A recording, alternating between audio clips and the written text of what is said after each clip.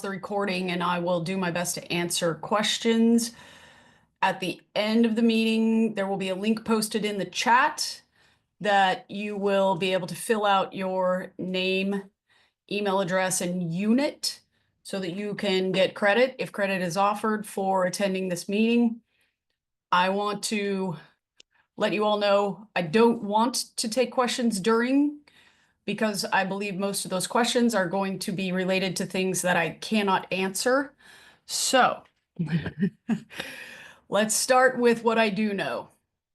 I know exactly what I've known for quite some time. The rule book will be available in May. I will let you all know that I have had opportunity to get an early glance at it. So I do know more than you. However, I am not in a position to be able to begin sharing any of the information that will be contained in the new NFHS rulebook. So I know you want me to share. I know you want answers to your questions. I know we all want access to it as soon as possible, and they know that as well. I know that there are teams out there playing spring games who would love to have access to the new rulebook. I know that there are teams out there that are going to be playing all summer who would love to have access to the rule book. All we know still is the rule book will not be available until May. And there will be some things in this presentation that may lead you to believe that certain changes will be coming. That's fine. Take for it whatever you want to take for it. But nothing in today's presentation is confirmation of anything that is coming. Just so you know, I'm not confirming or denying anything in any of the information that we share here. Okay. Before we jump into what we're going to cover today, which is going to be game management, because we can't talk about rules, that's about all we can talk about. Again, I'll just remind everyone at the end of the meeting, there will be a link to a Google form that you will get to fill in your name, email address, and unit so that you can get credit for the meeting. The chat is not being monitored. So if you have questions as we go along, you're going to need to jot them down with a pen on a piece of paper or type them up on your computer or whatever you need. But we're not going to be answering questions until we hit the end of the meeting. Again, before we jump into this, one of the key points that we need to address for all flag football officials this year is making sure that everyone is wearing the appropriate uniform. Okay? So again, I need you all to make sure that you are wearing the correct uniform. What is that uniform? That uniform is a striped shirt, 2.25 inch with a collar, a belt, which means whatever shorts or pants you choose to wear need to have some kind of belt attached to them. Okay. We can't have you all just showing up in gym shorts. Okay. So we need belt loops on your pants or your shorts, whatever you're wearing. It cannot be basketball pants. Please don't do that. Please make sure that you are wearing pants or shorts that have belt loops so you can wear a belt that is part of the required uniform. Black shoes, mostly. White is allowable. Socks can be black or white, but they need to be a solid color, black or white. We did have some issues. I know that we brought in a lot of new officials and a lot of officials new to officiating football, but we were not at a CFOA level as far as how we represented ourselves on the field regarding our uniforms. So I'll ask all of you who are returning to please make sure that you are helping the newcomers understand the requirements for uniform. Here's what's going to happen this year. If anyone shows up to a field without a proper uniform, you're not going to get to go onto the field. You're going to be sent home. And we will officiate that game with 1 or 2 officials. You don't get to work, you don't get to be paid if you do not show up prepared and in a proper uniform. Okay?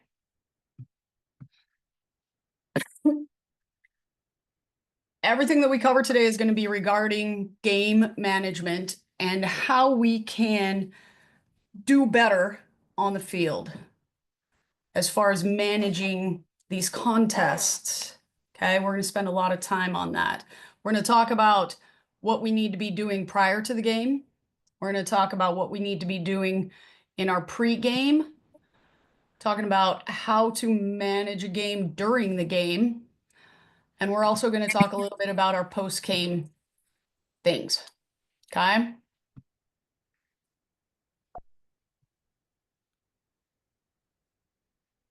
We're going to talk about a lot about how much wasted time there tends to be. We have a running clock. We all know this. So don't be fooled by the calendar. There are only as many days in the year as you can make use of. One man gets only a week's value out of a year, while another man gets a full year's value out of a week.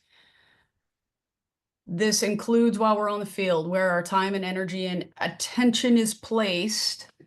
Helps a game move more slowly, where our time and energy and attention is placed when we're not on the field, putting ourselves in the rule book, learning the game better, spending time on huddle, these kinds of things that are going to be coming to this game. They're already there. In Orange County, we have a lot of teams that are already using huddle. We're going to spend some time talking about that and how you guys can help these schools get used to some of these things that we've been able to use in tackle football for quite some time, but we want to be able to use in flag football as well. So prior to the game, what do we need to do? Prior to every contest, we should be communicating with the school. An email or a phone call to the school administration or the coach so that we know we have correct date and time. I'm sure if I asked a poll right now of how many people have showed up at a field and a game time has been moved without their knowledge or something has changed about that game. For every contest, we want you sending an email or calling the school to confirm that contest, date, time, location, and get information from the school about any circumstances.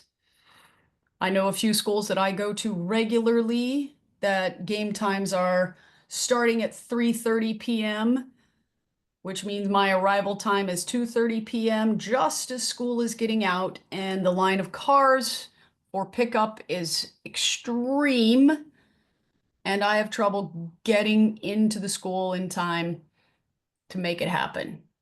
Make sure that you're identifying these things prior to the contest at least a few days. I'll tell you that our mechanics manual says that you should be doing this a week ahead of time, confirming these contests. So do what you can to get these emails out or phone calls to make sure that everything is set. You need to be having a pregame with your fellow officials. So you need to make sure if you are the referee for that game that you have a pregame plan. What are you going to go over with your fellow officials? What are you going to talk about? What kind of notes do you need to take? Make sure that you've reached out to your fellow officials so that you know. You've confirmed, again, when we come back to uniform, if one person's wearing pants, everyone's wearing pants. And I will tell you that the push is coming hard and fast that our officials will wear pants for all varsity contests. Now, it's not a requirement yet because we know a lot of varsity contests are happening at 3:30 in the afternoon and it's hot. We get it. But the varsity contests require a little bit more attention to detail. It may come down the pipeline that we are going to be required to wear pants to varsity contests. If you're doing double headers, JV followed by varsity, probably wearing pants to those games as well. That's not there yet. You still have the option to wear pants or shorts, but everyone on the crew needs to be wearing the same thing. So crew communication prior to the contest is important. We're in our second of 3 years rolling in a new shirt. Right? CFOA now has their own shirt. The crew needs to be wearing the same shirt. If one person has the old style shirt, then everyone wears the old style shirt. Every crew member needs to look the same and be wearing the same uniform when they step onto the field. So, in that communication with your partners prior to the contest, you need to set a meeting time, a meeting place, you need to confirm your uniform, and share any information about the school. For the most part, the referee is responsible to communicate all this to you and get this information to you. If your referee is not doing this and they are dropping the ball, someone's got to pick up the ball and score the touchdown. So if you need to be that person that picks up the ball for your referee and makes sure that this information is communicated between the crew, communicated between the people that are going to be going, make sure that all of those items are talked about prior to arriving at the school. We know that changing rooms may not be available to school. Please plan to arrive dressed or plan to change your clothes in the parking lot. Make sure your crew knows if or if not a changing room is available. You all need to make sure that you continue to understand you're being paid to arrive at the school early. It is part of the structure of your payment. If we do not, as an association, do better to arrive at these schools 45 minutes to an hour ahead of time, then our pay could be cut. We are paid an hourly rate by Southern Section. That is a determination of how long the contest will last, in addition to our early arrival time to provide time for us to do all of these prior to the game things, like have a thorough pregame with our crew. Okay? You guys need to keep that in mind. The last thing I want is people to be contacting CIF Southern Section and letting them know, hey, our officials are not arriving as early as they're supposed to be. They're not prepared when they come onto the field, and yet they're getting paid for this. And Southern Section's very aware of the fact that they pay us to arrive early. So it's part of your pay fee. It's part of your structure. You need to make sure that we're doing it. And don't be that one that ruins it for everybody. Please. If you're not 5 minutes early, then you're late. It always takes more time to do a lot of these things than we think it's going to. So make sure you give yourself a nice cushion. We all live in Southern California where traffic happens all the time.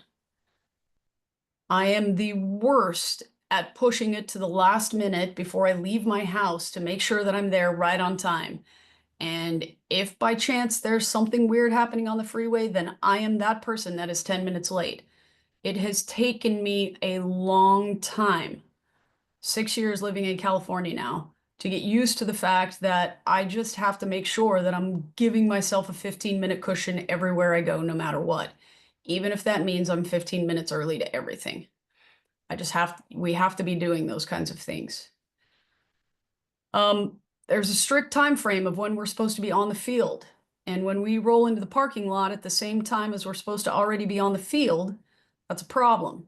So please make yourselves available for your pregame meetings. Please make sure that this is a priority for you. Make sure you're prepared, clean uniforms, printed materials that you might need, that your pregame planning has been done ahead of time, and that you're ready to go when you hit that parking lot. Please, again, as we add more and more new officials to this, we need to be a fellowship of everyone working together and sharing the tips and tricks that we've all learned over the years being part of this. I encourage you all to find one of these new officials, take them under your wing, and begin some kind of mentorship process where they get to learn all of this stuff that you maybe had to learn by trial and error. Start giving them these informations that can help them become better officials. This is all part of being a better official.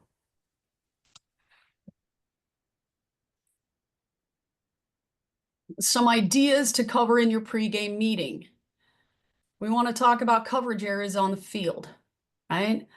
All officials discussing so that everybody knows what their responsibilities are. Everybody knows if they're the field judge or the line judge. Those will be the key terms that we use: field judge, line judge, referee in our 3 official system this year. Field judge, line judge, referee. That everybody knows who's working as a field judge, who's working as a line judge, and the differences in responsibilities required at each position. We will have a full session where we cover the mechanics manual, so you guys will get more information about all of this. You're not expected to know it right now. We'll make sure that you are taught. We'll make sure that you know what your responsibilities are, and it's all written in black and white in a mechanics manual for you to use. But there should be some discussion about these kinds of things in the pregame meeting to make sure that everybody's on the same page. Okay? How you're going to move when you're on the field. Share with your partners. Hey, you know what? I know that our mechanics manual says that starting at the 5-yard line, go directly to the end zone. But you know what? I've seen this team already this year, and I know that from like 8 yards in, it's going in the end zone every time. So I'm the line judge today. It's my responsibility from 5 and in to cover that goal line. But I'm telling my crew prior to the game that I've already seen this team, and I know that this team's going to score from 7, 8 yards out almost every time. So I'm actually, as the line judge, going to move to the goal line at the snap when they're snapping inside the 7 for this game, because it's going to help the game go better. Those kinds of things are the things that we talk about in our pregame meeting. How does it look and what's different when we're covering a running play versus a passing play? How does a field judge cover that differently? Talk about those things in your pregame meeting. What signals do we use across the field to our fellow officials so that they know our intentions? Again, because we added so many officials that aren't used to football, they didn't know, and no one talked to them and taught them the signal of when I tap my hand on the top of my head and point downfield, that means I'm moving downfield because I'm more afraid of a long pass because I got the speedy receiver on my side of the field. These kinds of things, again, they'll be contained in our mechanics manual, all these communication tools, but you all need to cover them at least briefly in your pregame meetings. The second thing that this does for us is it gives us opportunity to already get our head in the game. Before we even step on the field, we're talking about the things that we're going to do on the field. It's our preparation time to make sure that we've left all of the crap away and we don't think about our email inbox or that phone call that I didn't have time to make, but I'm turning my mental preparation to what I'm going to need to be doing for the next hour and 15 minutes to give these young people the best product that we can give them. Okay.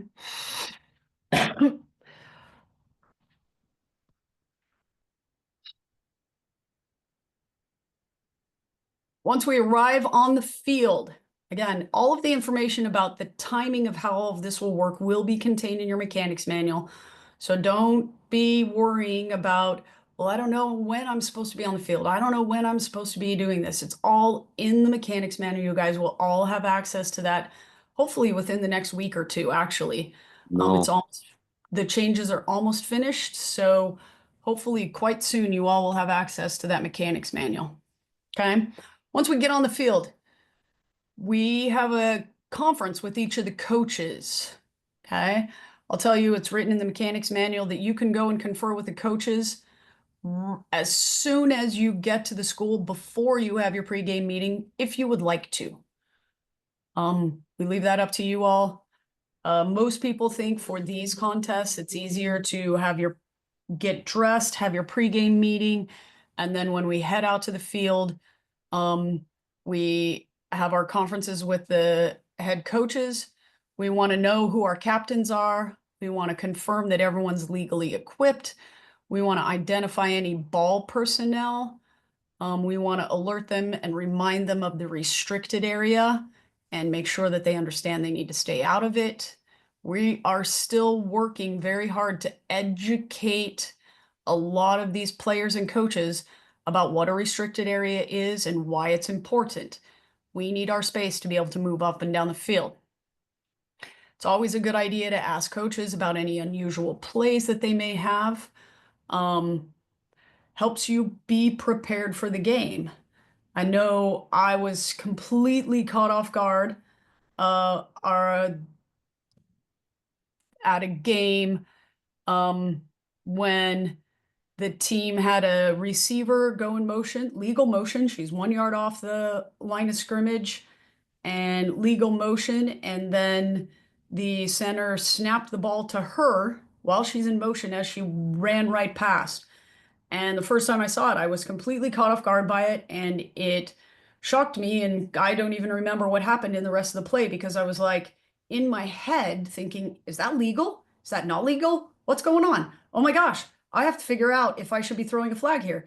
And my brain is on overdrive trying to sort out what just happened versus just take a minute prior to the game and ask the coach if they're doing anything weird that they really want to let you know about so that you don't get caught off guard. Most coaches are happy and willing to share that because they would rather you not be caught off guard and they'd rather you not be throwing flags for things that in the end really are allowable or legal. The last one here, will game film be available to officials after the contest? So just like in our varsity contests, we have inside of our different associations and organizations, people who are responsible for the association's huddle accounts. Okay. You all are going to have to confer with your local association as to whether flag football can begin to have access, if there's storage space. There are a whole bunch of things that have to lead up to flag football being able to use these huddle accounts.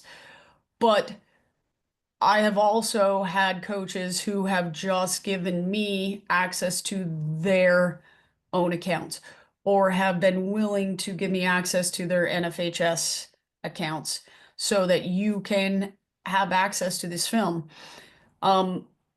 Because all of this is handled by each association differently. I don't have any good information to share with you as a whole of CFOA, but please get with your local associations, find out what they want to do about all of this. But don't ever be afraid to just ask, Coach, hey, you know what? I'm trying to get better. So if you're going to have game film that I could go back and review and analyze and look at, I really would like that. How can we make that happen?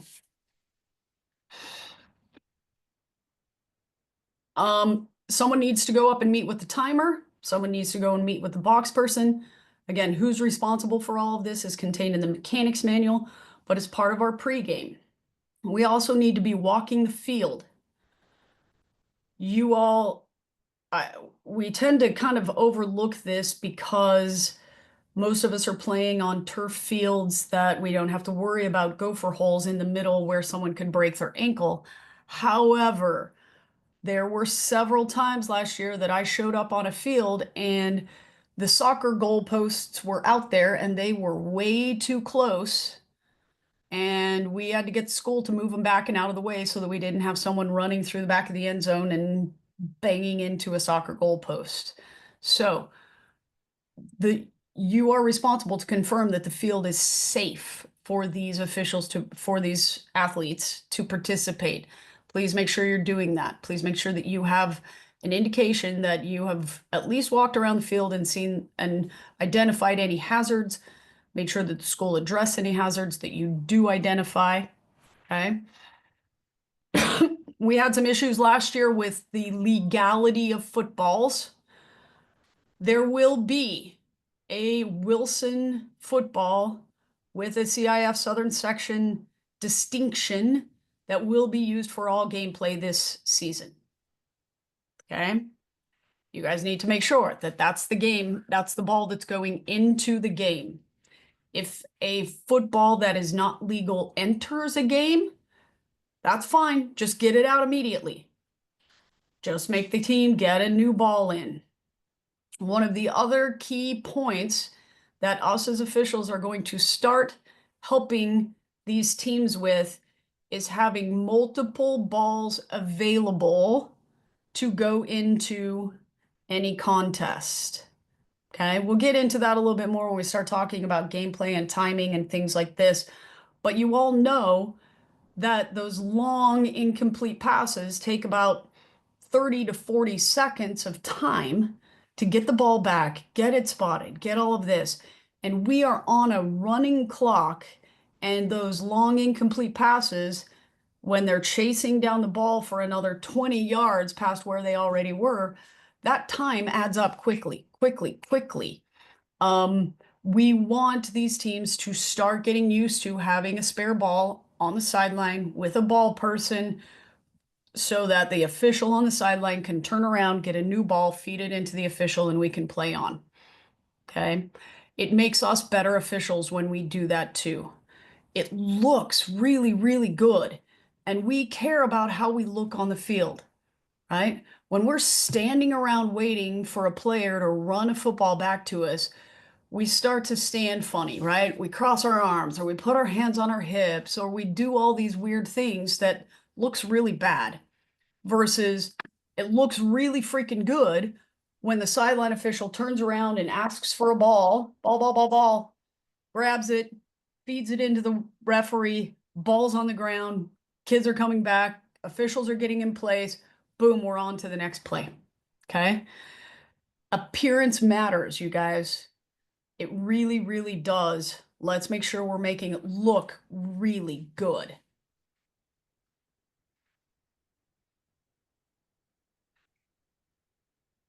All of these things that we need to do on the field prior to the contest take longer than we ever think they're going to, right? We think that it's not going to take that much time to run up and talk to the timer, but we end up waiting around 5 minutes for the timer to show up. The scoreboard operator isn't there yet, and we have to wait for them. And then I have to go back up the flight of stairs again, and it always takes a little bit longer, or the coach is in the middle of doing something and we can't get to them for 5 more minutes. So please give yourself plenty of time to accomplish all of these pregame duties that you have after arriving on the field. Okay. We also need to get better about warming up our bodies physically and mentally. So, with a point of emphasis being on pre-game meetings with our fellow officials, we'll get our warm-up in, our mental warm-ups in, but we all need to be physically able and ready to do the demanding job that we do. It requires running, it requires jogging, it requires movements, it requires bending over and picking things up. We need to make sure that we are warming up, we're stretching, and we're ready to go for this contest. All these young people, all these young athletes are out there doing the same thing. If we can't, and I'm not going to keep up with them, I know that. I'm never going to keep up with them in a 40-yard dash challenge. It's not going to happen. But I'm going to make sure I take a position on the field, and I'm sure as heck not going to walk, right? So please make sure that you're warmed up, you're ready to go, you're ready to get on your horse when you have to get down the field and officiate. Coin toss procedures for this season. We will be using the college look coin toss procedures. I want everyone doing it the same. So, field judge and line judge will line up their captains on the 35-yard line. The home team will be on the 35-yard line opposite the scoreboard. The visiting team will be on the 35-yard line closest to the scoreboard. Okay? They will then walk out in a straight line to meet at the center of the field so that it looks just like this picture on your screen. Okay. The official coming from the press box sideline will be the last in the line, and the official coming from the opposite press box sideline will be the first in the line. That puts both officials exactly where they need to be when everyone reaches midfield. Okay. The referee will be standing on the 40-yard line. Will be standing at midfield facing the press box so that when everyone is where they're supposed to be, again, it looks just like this. So it's a straight line, front to back, walking out along the 35-yard line, stop at midfield, move in closer to the 40-yard line, and we have our coin toss. Field judge and line judge, you will each have a ball from your respective sidelines in your hands. Or drops more. So that regardless of who wins the toss, the ball that will be played with is already on the field of play. Once the coin toss happens, then we will give the referee the appropriate ball, and everyone will move to the appropriate end of the field. Ball will be spotted, and the game can start immediately. Okay.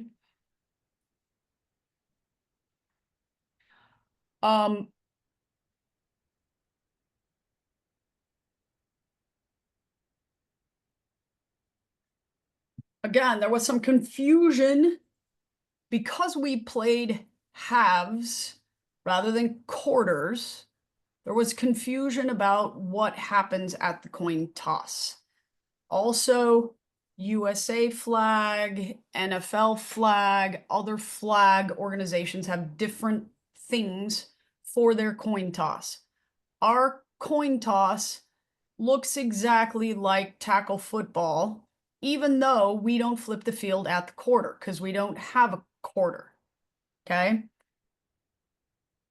The winner of the toss gets to choose receive or kick, or they get to choose direction of play, or they can defer to the second half to have first choice of those two in the second half.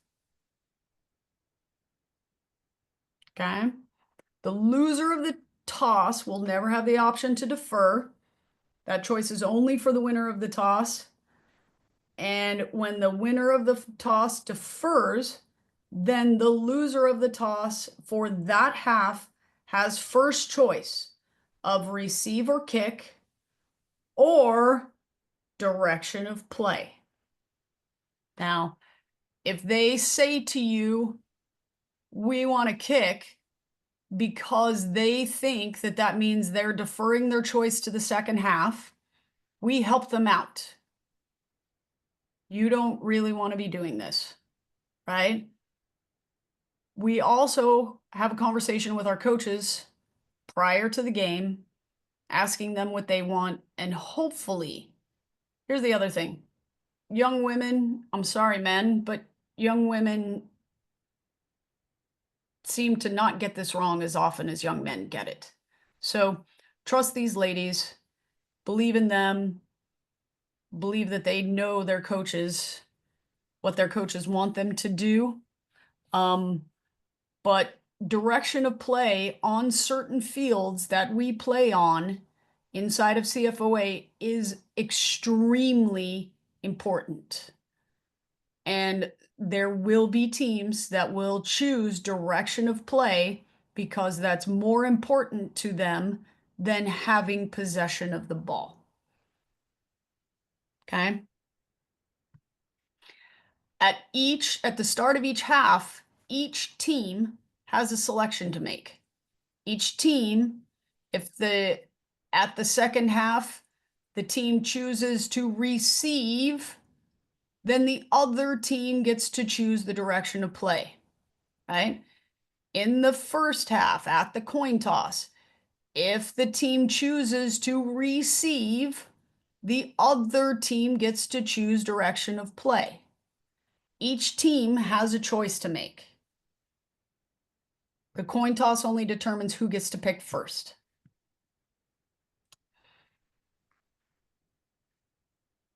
All right. One other item really quickly before we move to this stuff about during the game, because we didn't talk about flag checks. The same as we did last year, your coaches will certify that everyone is legal. However, we do not take for granted that everyone is legal. We spend time during our time pre-game time on the field of play, making sure that flag belts are on correctly. Everyone hopefully at this point knows that it matters how you wear the flag belt. You can absolutely put it on backwards, quote unquote backwards. It's essentially upside down. Hopefully we have been very clear about that.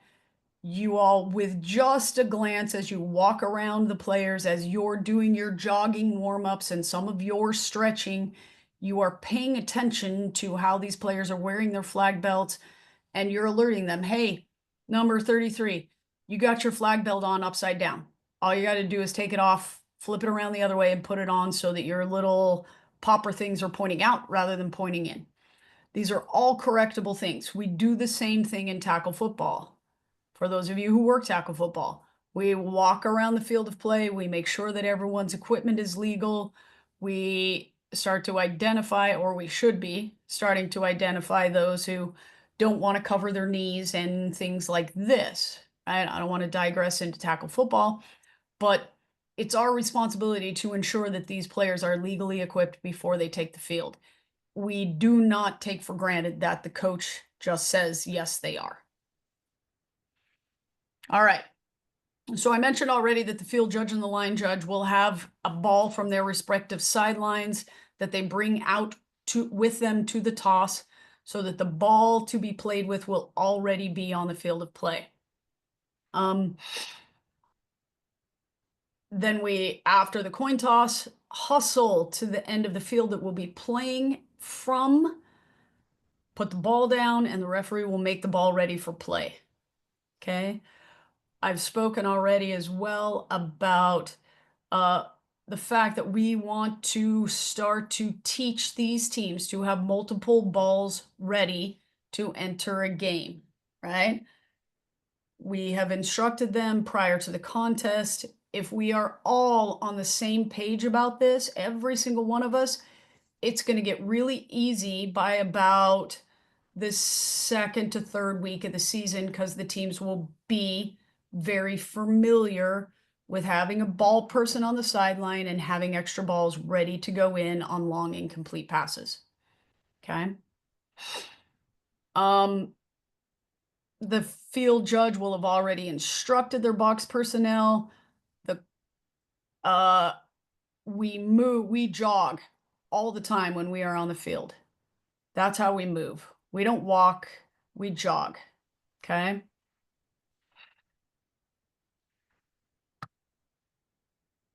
In flag football games, we can waste a lot of time. Officials can waste a lot of time by not hustling and being ready, right?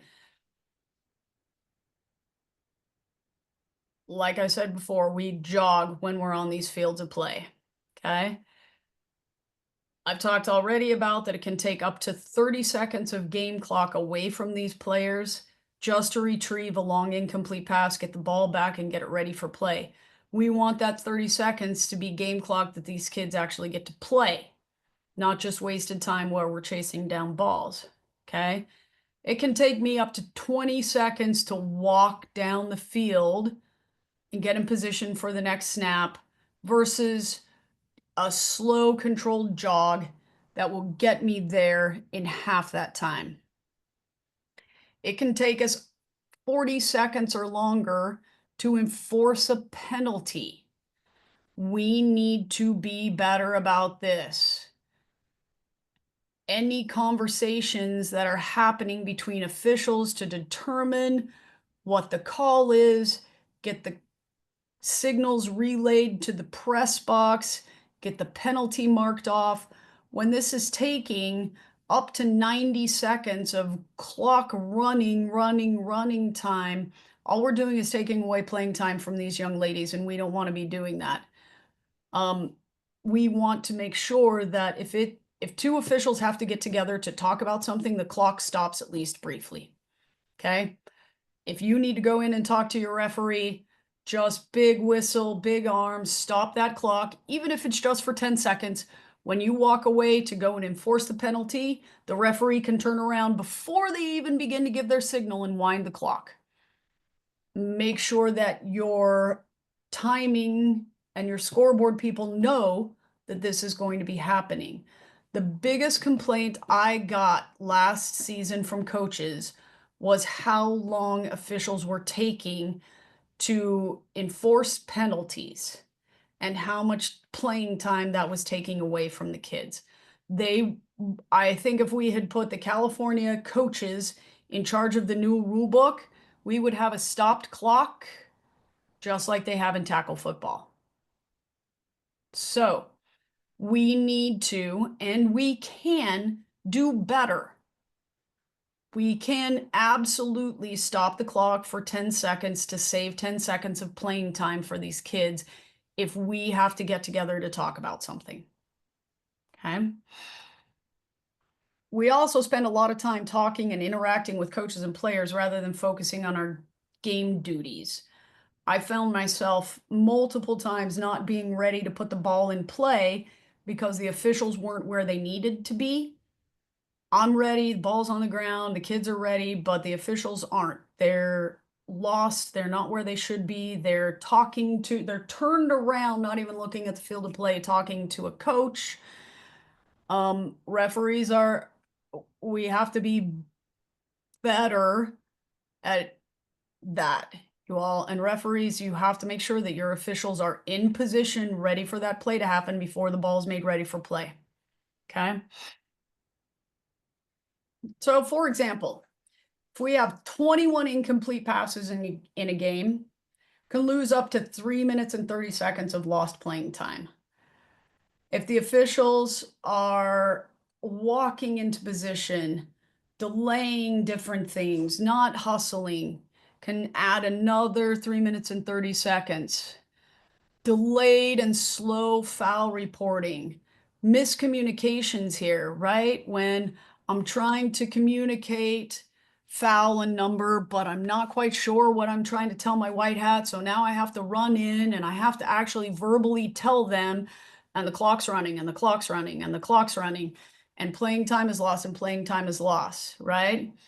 I'm turned around and distracted and talking to my coach on the sideline because they want to continue to argue a missed call from 5 minutes ago, and the white hat is waiting to put the ball in play, right?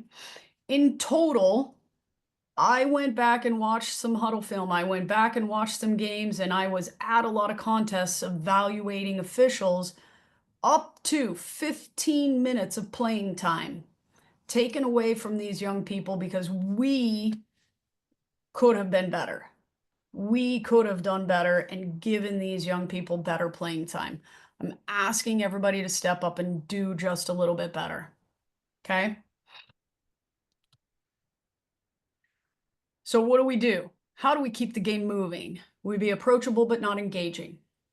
I encourage you all to have very short 1 sentence explanations in your back pocket that you can just pull out. Coach, in my judgment, that was not flag guarding. Coach, in my judgment, that block was legal. Those kinds of things shut things down very quickly. Okay. If we're able to give just one little snippet, right? If I have my rule book and I'm spending time in my rule book, I begin to internalize some of the phrases that we can use to give 1 sentence explanations to coaches so that it doesn't turn into a conversation and take playing time away from the girls. And at some point, just call it out. Coach, do you want a timeout? No, then we're done talking. Turn your attention to the field and stop paying attention to the coach. Okay. I've said already, when discussions between the officials must happen, don't take playing time away from these young ladies. Stop the clock, even if it's just for 5 to 10 seconds. Handle what needs to be handled. Referee can wind the clock as soon as everybody's ready to go, even if they begin to wind the clock during the marking off of the penalty, right? The running clock is set so that we should be enforcing penalties while we have a running clock. We get all of that. But if it's taking just a little bit too long, please stop the clock, even if it's just for 5 to 10 seconds. Make sure that these young athletes get the most playing time possible. All right. When officials move with a sense of urgency, the players and coaches and staff will move quicker as well. They really truly do follow our pace of play. And it doesn't matter the sport. I see this on softball fields all the time. I see it on football fields all the time. I see it at everything that I personally participate in. When I have a sense of urgency and I'm moving quickly, everybody else does too. When I'm lackadaisical and I'm just kind of it pulls the whole thing down. And as a crew, we can do better. As a group, we can all do better. This is your one nugget that you're going to get about the new rule book, and I'm only giving one. You should probably expect that we will be using a 40 and 25-second play clock similar to tackle football. Okay? Not confirmed, but perhaps might be a good idea that we start thinking in that direction. Okay? In a tackle football game, 40-second play clock starts as soon as the previous play has ended, which means as soon as my hand goes above my head or my whistle sounds, that 40-second play clock starts running. If it takes that young person 20 seconds to go further downfield to get the incomplete pass, 20 seconds to run back to the line of scrimmage and get the referee to spot it, our 40-second play clock is gone. Okay?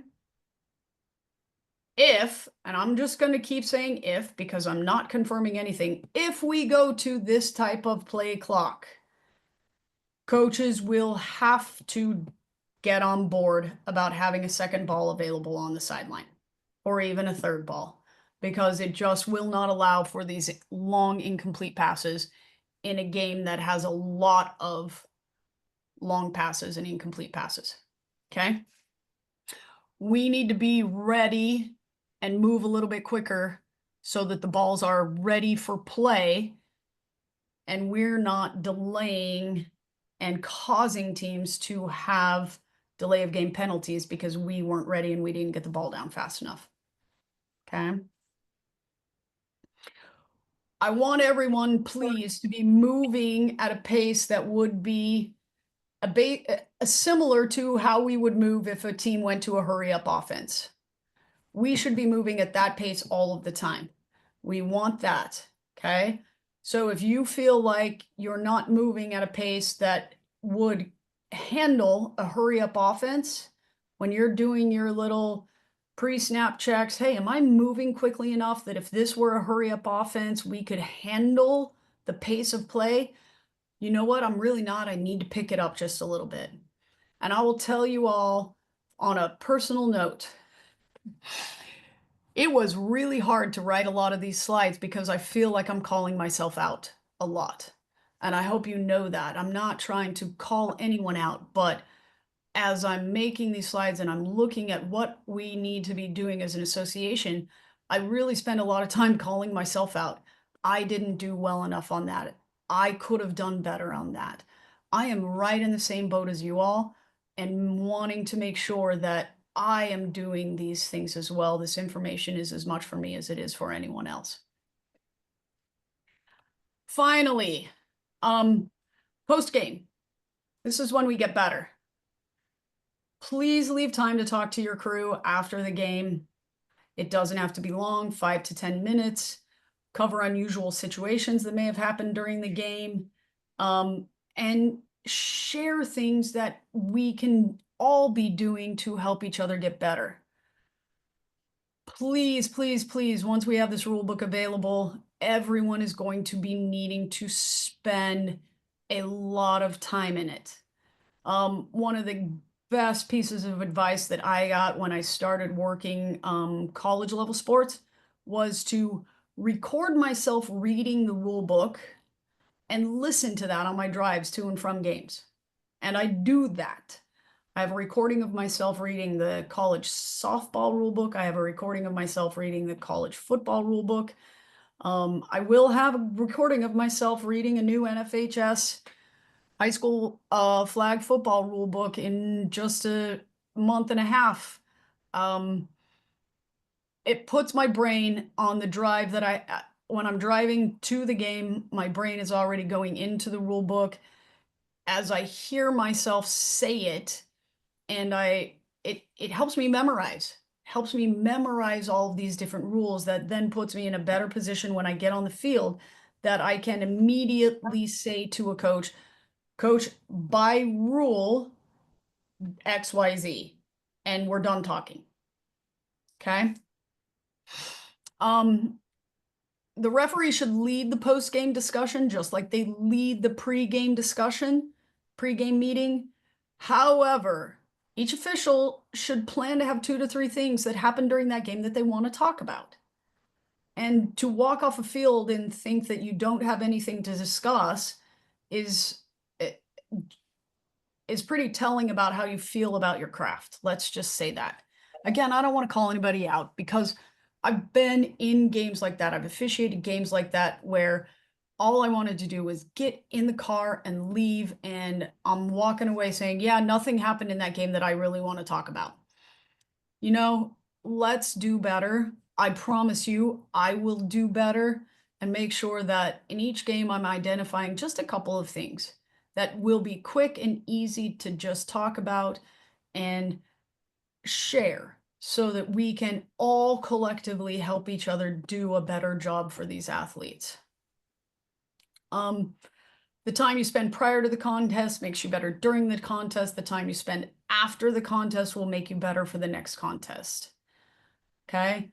I think leading into last year, because we've added so many new officials, because this is such a new sport, because of all of these things, I think there was an expectation that we were all just going to learn by doing. We can't have that expectation any longer. It's too big. It's too great. There's too much at stake.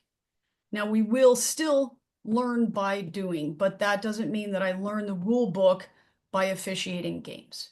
That doesn't mean that I learn mechanics by showing up on a field. What it means is I put myself inside the rule book. I put myself into the mechanics manual. I have a general framework of knowledge, and then the practical application is what I learn once I get onto the field. Not just that I'm going to show up and see what the heck happens. Because I promise you we had officials that did that last year.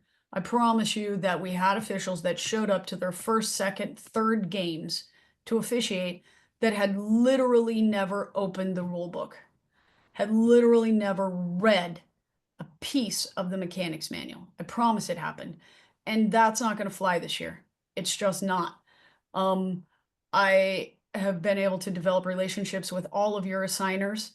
And I'm telling you right now, I get 100 emails a day letting me know what's going on everywhere.